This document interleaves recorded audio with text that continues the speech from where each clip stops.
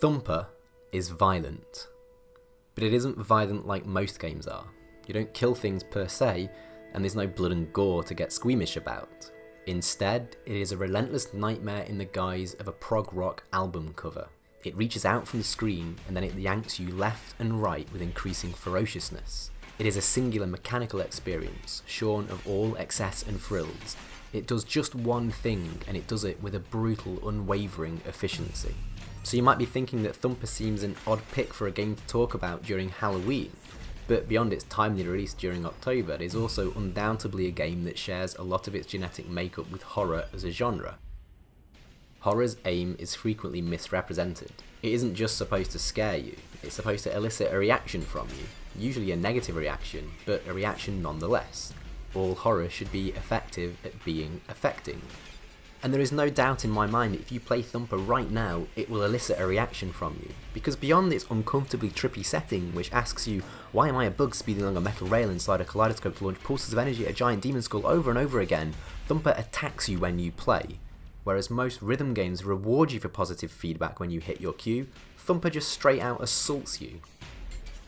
Now this is largely down to its soundtrack, which is the brainchild of Brian Gibson, the bassist of noise rock duo Lightning Bolt. But this is a more muscular, percussive affair than the swampy feedback-laden pulse that is Lightning Bolt. Everything is clean and metallic, but uncomfortably so. Thumper aims to disorientate you by battering you senseless with 808 claps, hollow metal beats, and a rising whine that increases as you draw nearer to the end of each stage. Beyond the simple reaction that you'll get to the music, you'll also have a reaction to the visuals. Everything is frenzied and high-paced.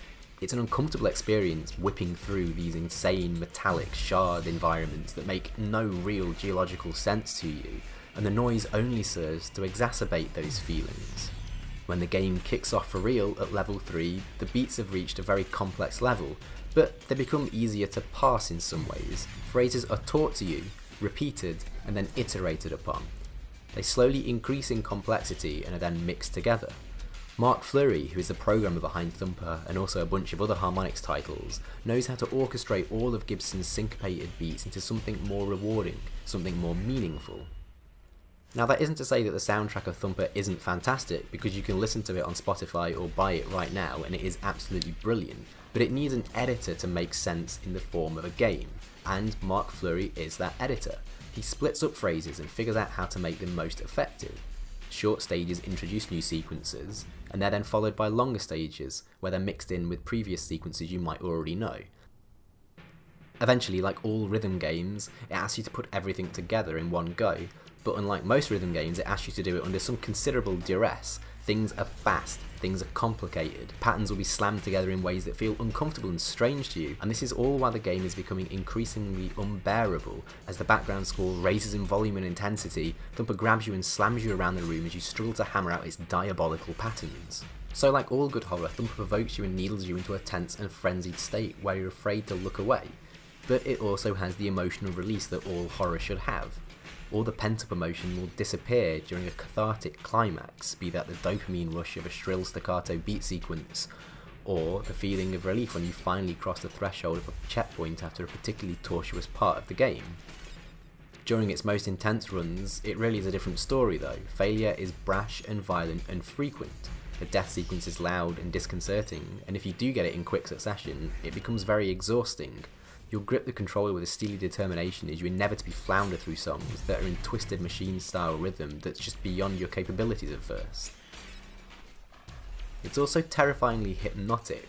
It treats you like a puppet, stringing you with wires of light that are threaded through your eyes and ears, and it makes you dance to its demented tunes.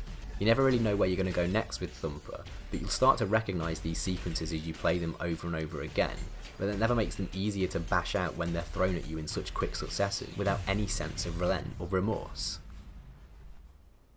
Mechanically as well, the game is fairly tortuous, with its scoring system being incredibly demanding. The thump mechanic that the game derives its name from is only really taught to you on level 3, it's where you hit a pad, jump and slam down later, but it becomes the cornerstone of how to score big.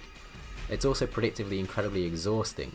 In some ways it feels a little bit like a Platinum game in that it shows you how to score big and it gives you the tools and instructions to use them, but then it asks you to use your brain to find the most optimum strategy. And the problem with that is the optimum strategy is always the most difficult one, and it'll invariably end up with you jabbing your blistered thumbs at your pad at painful speeds. And if you're going for high scores and S ranks, this difficulty is never more apparent than when you face off against the strange, ambiguous bosses that litter the levels, or when the giant mechanical head from the future turns up at the end, and they all make you pass a brutal no-fails exam over 4 increasingly nightmarish patterns. The genius of these sections lies in the way that they chew up your previous muscle memory and spit it back out at you in a totally corrupted form. The patterns you've learned are still there, but they're slightly broken up and syncopated and pushed just out of shape.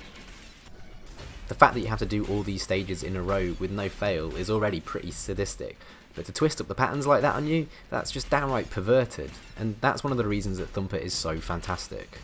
It doesn't shy away from making you uncomfortable when you play, it really pushes you and makes you want to do the best that you can possibly do against its ongoing onslaught of audio-visual nightmares.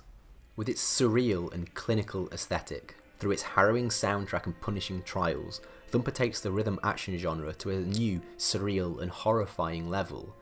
It's a taste of fleshy human wits against cold, inscrutable machine patterns. It's a perfect realisation of its own goals.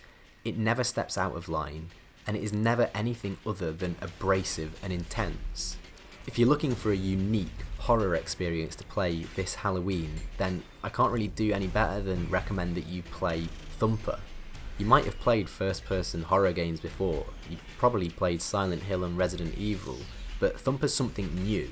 It's a terrifying sensory experience that, for me, is some of the best horror ever made.